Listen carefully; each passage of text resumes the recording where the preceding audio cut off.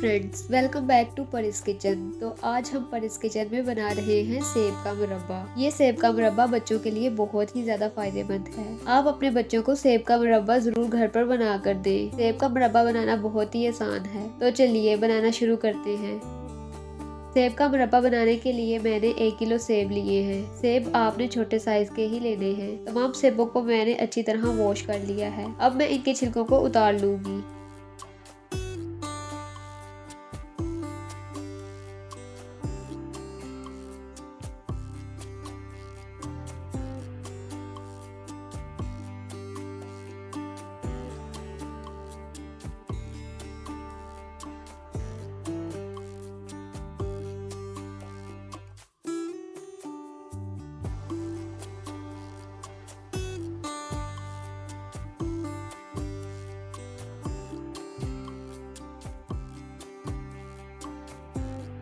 सेबों को आपने साथ साथ ही पानी में डालते जाना है। अगर आप सेबों को पानी में नहीं डालेंगे तो आपके सारे सेब काले पड़ जाएंगे। इसलिए सेबों को पानी में डालना बहुत जरूरी है।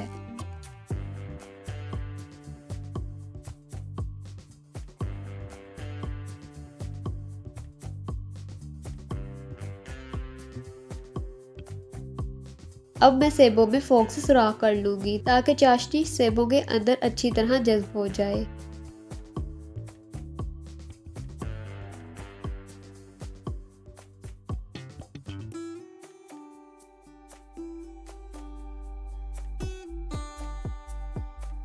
तो यहाँ मैंने एक कढ़ाई में 1.5 लीटर पानी डाला है।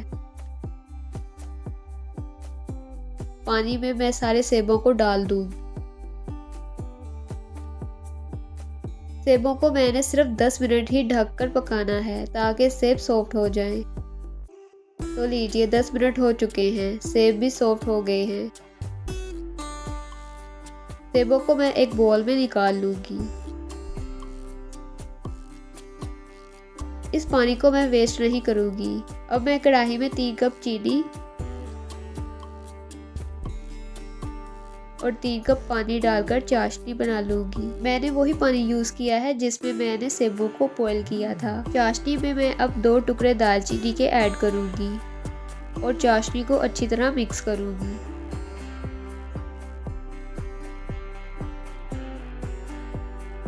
चीनी अच्छी तरह मेल्ट हो चुकी है। अब मैं चाशनी में सेबों को शामिल कर दूंगी।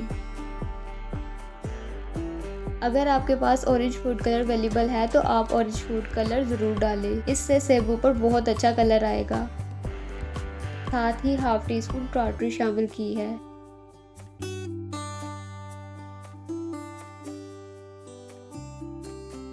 चाशनी को गाढ़ा होने तक मैंने 25 मिनट पकाया है। आपने इस लेवल पर चाशनी को चेक कर लेना है। जब चाशनी की एक तार बन जाएगी तो समझ जाए चाशनी तैयार हो चुकी है। आप देख सकते हैं हमारी चाशनी बिल्कुल तैयार हो चुकी है और सेब भी अच्छे से सॉफ्ट हो चुके हैं। आपने मुरब्बे को 30 मिनट के लिए ठंडा होने के लिए रख देना है। तो लीजिए मेरा सेबों का मुरब्बा बिल्कुल ठंडा हो चुका है। अब मैं मुरब्बे को एक बॉल में डिश आउट कर लूंगी। अगर आपको मेरी ये रेसिपी अच्छी लगी हो तो वीडियो को लाइक और शेयर करना मत भूलें। चैनल को लाजमी सब्सक्राइब करें। तो मिलते हैं किसी नेक्स्ट वीडियो में किसी न्यू रेसिपी के साथ। तब तक के लिए खुदा हाफिज।